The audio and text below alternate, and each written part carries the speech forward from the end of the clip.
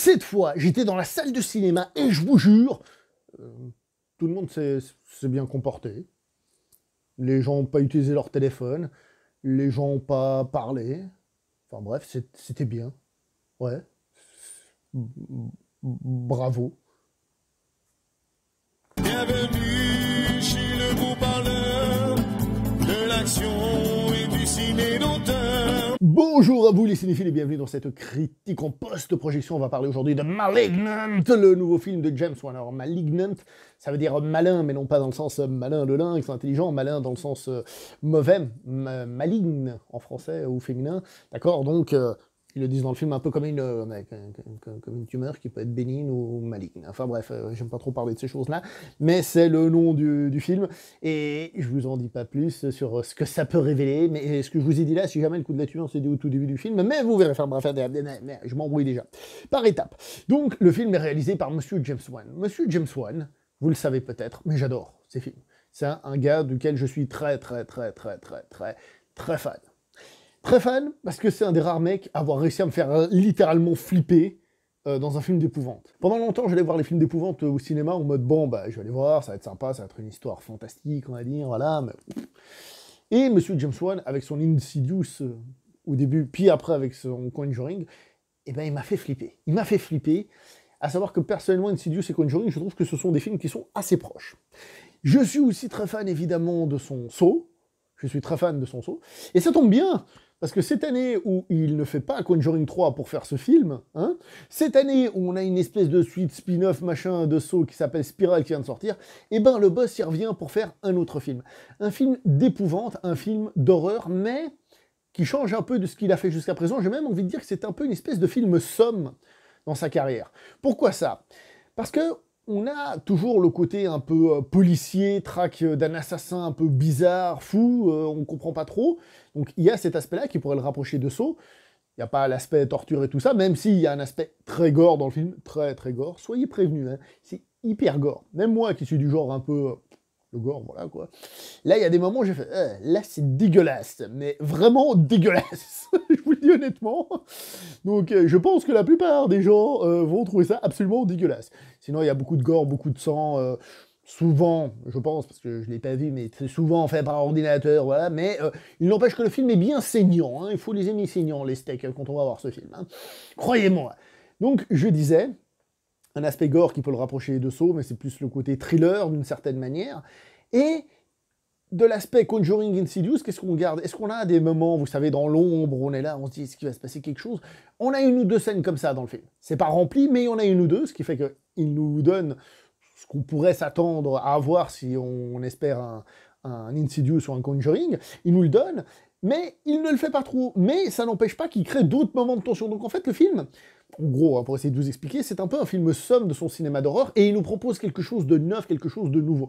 On le sait, le monsieur, il sait bien gérer les... comment dire ça, le côté business du cinéma, c'est-à-dire en faisant des sagas, et qui, du coup, ça rappelle aussi certains vieux films, les Freddy, les Vendredi 13, tout ça, c'est-à-dire des sagas très longues, je veux dire.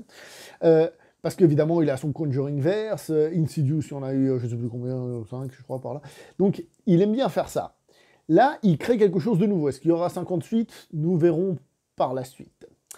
Une chose intéressante à remarquer, c'est que James Wan, c'est un réalisateur qui a réussi à s'imposer aussi au niveau des blockbusters actuels, c'est-à-dire des blockbusters un peu cadrés, on va dire, où tu dois vraiment suivre les normes, etc., etc. Mais de par sa mise en scène inventive, il avait vraiment réussi à faire quelque chose. Là, il choisit donc le parti pris gore dégueulasse, et il revient vraiment à une série B. C'est pas forcément négatif, une série B. Hein. Je sais que les gens, quand on dit une série B, voilà, forcément, c'est de la merde. Non. Il revient à une série B d'horreur pour se permettre d'être gore, se permettre de faire tout ce qu'il veut. Et c'est intéressant parce qu'à ce niveau-là, il me fait penser à son grand copain, donc Leigh Whannell.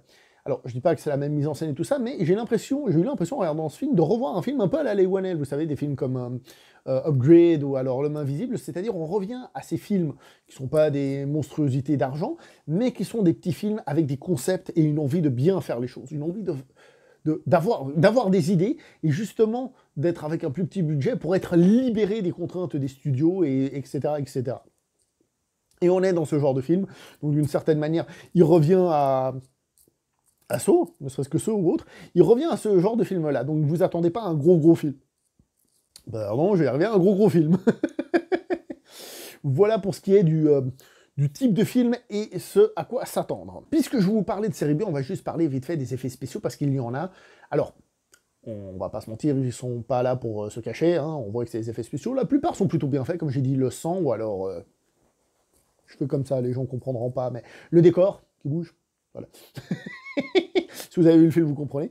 Ça, c'est plutôt bien fait. Il y a un truc qui peut paraître un peu bizarre, c'est l'assassin en stop motion. J'ai l'impression que c'est un peu du stop motion. Je pense à la même technique qu'il avait utilisée dans Conjuring 2, qui se sent parfois et qui fait un peu cheap ou un truc comme ça. Mais bon, c'est pour souligner que cet assassin, quand il bouge, il est particulier. C'est bizarre, c'est pas normal.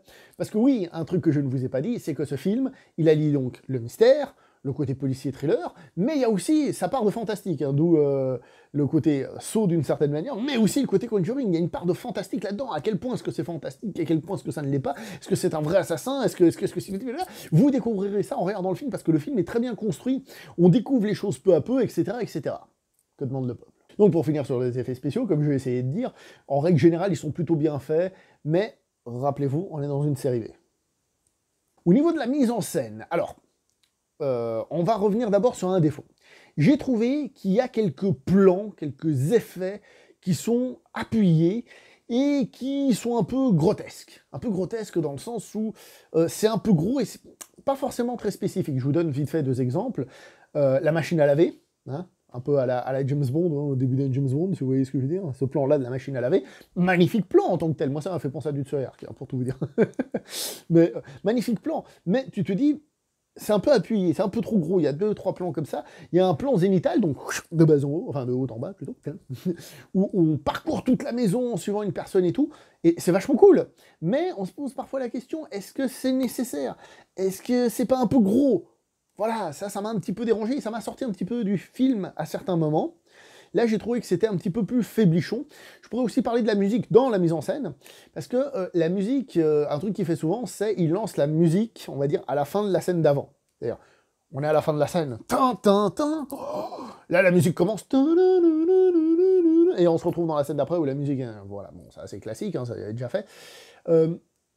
Comment dire ça? J'ai pas trouvé ça dérangeant dans le sens où les musiques donnaient une certaine ambiance.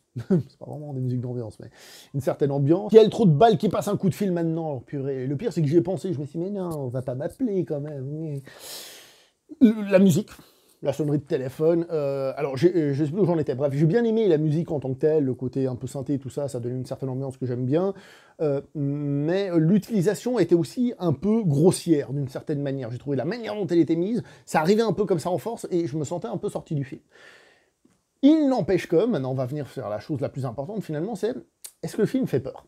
James Wan, c'est un des mecs qui, pour moi, avec ce que certains ont critiqué, son côté train fantôme, blablabla, arrive à faire peur, arrive à faire sursauter pour de vrai, un vrai sursaut, sur tout ça. D'accord? C'est peut-être pas le mec qui va faire une ambiance poisseuse, tout ce que tu veux, mais c'est un mec qui crée un suspense. Et il est très bon là-dedans, alors pourquoi kikiner? C'est comme si tu prends un footballeur et tu dis, ah, dis donc, c'est dommage, il fait pas du tennis, lui. Hein. Bref, je vais pas vous mentir, peur pure, pardon. J'ai pas eu très peur, je vais pas vous mentir. Dans l'absolu, j'ai pas été, comment dire, pétrifié de peur, j'ai très peu sursauté. Mais bon, vous le savez, moi je suis un peu une machine, il fallait du James Wan pleine puissance pour me faire sursauter. Il y avait un groupe de 2 personnes devant moi, et je peux vous dire qu'elles ont beaucoup plus sursauté à des moments. Je le voyais physiquement, ça se voyait. Donc, c'est juste moi. Mais honnêtement, malgré que j'ai pas eu spécialement peur au niveau des sursauts, même de l'atmosphère et tout ça, peu à peu, il y a quand même un truc qui se dégage de ce film. Donc, en gros, je vais déjà un peu vous donner la conclusion. Pour moi, c'est pas le meilleur James Wan. Pour moi, c'est pas le meilleur James Wan. Je vais être honnête, c'est pas celui qui m'a le plus marqué. Peut-être parce que j'avais spécialement des attentes, là où quand j'étais allé voir Insidious, j'étais en mode, hein, on va voir, hein, parce que Death Silence, moi, perso, il m'avait pas convaincu. Tu vois. Là, j'avais de grosses attentes et en même temps de grosses peurs. Peur de la réussite du film. Hein. Et du coup, c'est pas le James Wan que je préfère. Mais, comme j'ai dit, malgré tout, il y a, je trouve, une histoire intéressante, avec un suspense qui se crée, des découvertes, et il y a quelque chose de fort dans ce film qui s'installe peu à peu, qui nous attrape, qui fonctionne, et et qui est efficace. Malgré tout, les scènes d'apparition de meurtre ou autre chose, elles arrivent quand même à nous faire rentrer dans le film, à nous capturer, parce qu'elles sont fortes et bien filmées.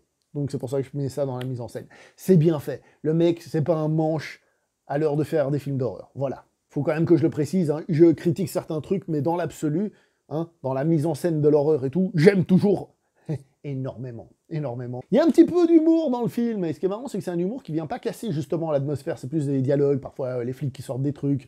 Là, comme ça en tête, j'ai le moment où le flic, il parle d'un objet, et puis il dit « Ah, il faut absolument qu'on trouve l'autre moitié », et puis la fliquette, qui est amoureuse du flic, elle fait « Ah oui, c'est bien de trouver son autre moitié », enfin un truc comme ça, hein, c'est pas comme ça que c'est dit dans le film, mais voilà, il y a cette petite touche d'humour, tu fais « Ah voilà, il y a une petite touche d'humour », d'ailleurs, les deux personnes devant moi ont plutôt rigolé. Moi, je trouvais les touches d'humour, elles étaient bien parce que ça allégeait un peu, on va dire, ça ne veut pas faire une ambiance trop sombre dans un film qui est du pur divertissement, ça allégeait un petit peu l'ambiance, mais par contre, ça ne casse pas. C'est pas un humour qui arrive et qui boum, qui pète tout et qui envoie tout bouler, qui arrête son ambiance pour faire rire et après on revient. Non, non, non, non.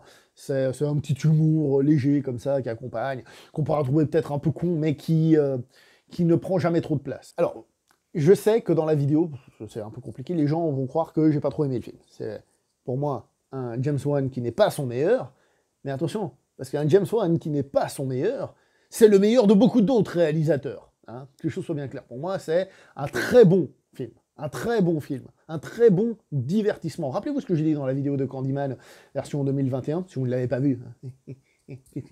D'accord. Je vous ai dit que Candyman version 2021, on ne peut pas vraiment le prendre pour un pur divertissement. Pourquoi? Parce qu'il est là à nous faire de la politique. Et bien ce film, c'est celui qu'on peut aller voir pour sa dose d'adrénaline, de peur et tout ce qui va avec. Et c'est pas servi par un manche, c'est servi par Monsieur James Wan. Oui, j'aime beaucoup ce réalisateur. Qu'est-ce que vous voulez? C'est comme ça. Donc oui, je vous recommande très fortement d'aller le voir, en sachant qu'il est, pour moi, moins réussi que d'autres films qu'il a fait, qui ont vraiment réussi à m'attraper. Après, avec les années et à force de voir des films, forcément, on est un peu plus intransigeant, l'armure est plus solide. Ça reste très très bon, je vous le recommande très fortement. Pour moi, James Wan fait encore un très bon film d'épouvante. Et, alors je sais que je vais me faire insulter par certains et tout, mais j'ai un peu l'impression que c'est une sorte de... James Wan, c'est un peu une sorte de, je sais pas moi, de Wes Craven, pour dire quelque chose actuel. C'est-à-dire c'est le maître actuel du cinéma d'horreur. Pour moi. De divertissement, bien sûr, oui, mais... comment il s'appelle déjà? Ari Aster, il a fait Midsommar, oui, j'ai adoré Midsommar. Ouais, mais l'autre, là, Jordan Peele, il fait de la politique. Moi, James Wan, il arrive à créer des trucs qui m'attrapent. Et rien que pour ça, j'adore. Voilà, allez voir ce film, je vous le recommande, sans aucune malice et ni méchanceté. Mais au contraire, pour votre bien. Par contre, vous êtes prévenus, je rappelle, hein, c'est hyper gore, hein, si vous aimez pas le gore et tout, ladies and gentlemen, n'y allez pas, hein, je vous aurais prévenu. Hein. Un pote à moi, il m'a dit qu'il devait arrêter de regarder l'écran à des moments. Bon, ça m'arrive pas, mais quand même, vous êtes prévenus. Allez, sinon, n'oubliez pas, si vous voulez pas que moi aussi je fasse des trucs gore avec vous, là, hein, de liker, de partager, de vous abonner, etc. Allez, portez-vous bien, et ciao tout le monde.